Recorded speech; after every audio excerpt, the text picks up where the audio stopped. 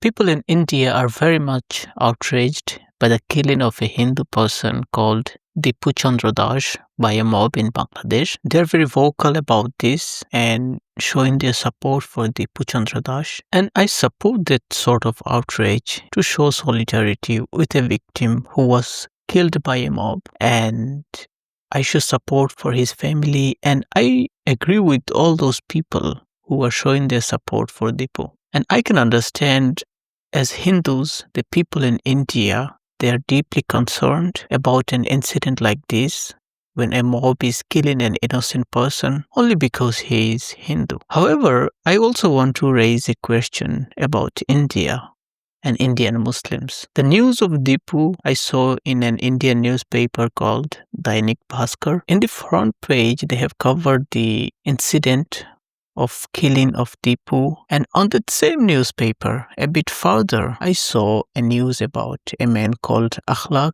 in India was killed by a mob, like this same as happened with Deepu in Bangladesh. The problem here for me is that in Bangladesh, our government stood up with Deepu. Yesterday I saw the government has announced that the government will take care of Deepu's family from now on. However, on contrast, on that news from India, the government of UP is now fighting a case against Akhlaq, and the government is fighting to grant bail for those people who has killed Akhlaq. My question would be to the people in India. What you would say about that? You are very much concerned about the killing of Deepu. He is a Hindu, and as a Bangladeshi, I feel shameful because of killing of Deepu.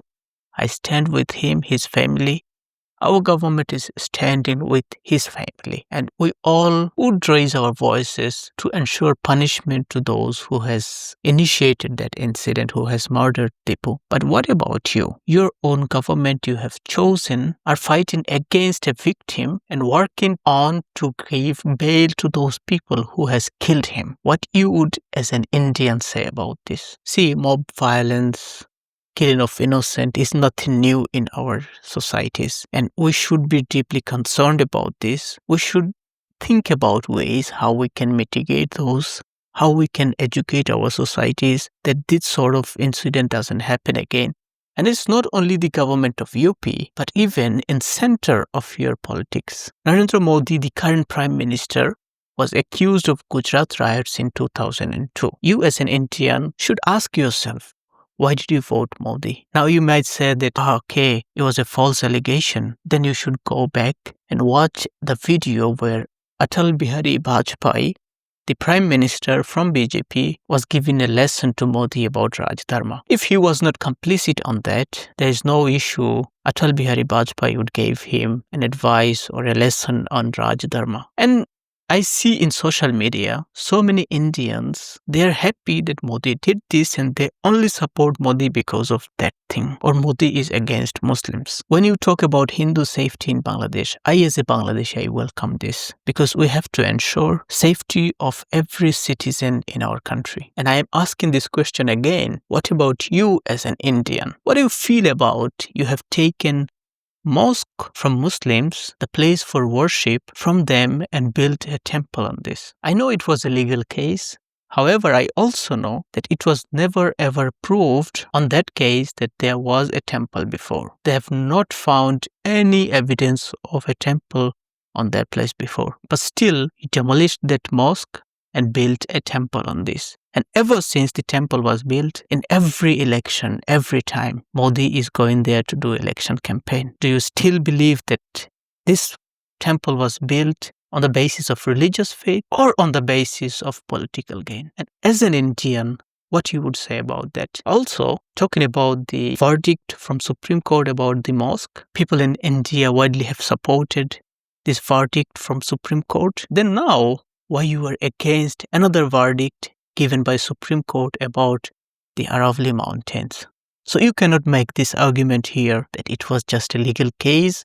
The Supreme Court has decided, while you are now turning against a verdict given by the same Supreme Court. I do not want to make it as Hindu versus Muslims, us versus them. As a Bangladeshi, I want every single Bangladeshi citizen feel safe in my country. Yes, there are some people with extreme ideologies. there in Bangladesh. And that's why we are seeing these sort of incidents happening again and again in Bangladesh. However, I want to make this very clear that our societies never ever have supported any political party who was on that agenda. As an Indian, you have done. Your politicians openly make hate speech against Muslim, and you as Indian like this and vote for those politicians. I know it's not every single Indian, but majority. So when you were talking about the killing of a Hindu person in Bangladesh, about the killing of Deepu Chandra, I welcome this. You should talk about this. But also, at the same time, you should question yourself. Are minorities safe in your country? Or are you yourself complicit in atrocities with another minority in your country? See, it might seem